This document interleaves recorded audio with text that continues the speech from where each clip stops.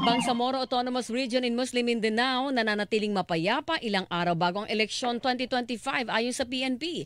Detalye mula kay Mark Makalalad. Mark. 10 araw bago ang eleksyon, nanatiling payapa ang sitwasyon sa Bangsamoro Autonomous Region. Ito ay batay sa assessment ng Philippine National Police.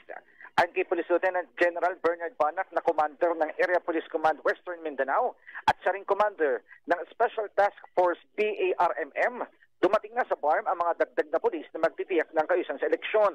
2,831 ng PNP personnel anyang dumating sa BARM na bahagi ng 3,734 Special Electoral Board na ipakakalat naman sa 5 lalawigan at 3 syudad sa Bangsamoro Region.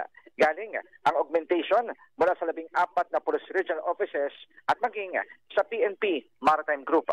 Samantala, Weng, dito sa Camp Crame ay ongoing o nagsimula na itong forum ng PNP kontra fake news at nandito na rin ang iba't ibang kinatawan ng ahensya at si PNP Chief Police General Romel Marbil ang nangunguna dito sa forum na ito at kasama rin dito mga kawani ng media.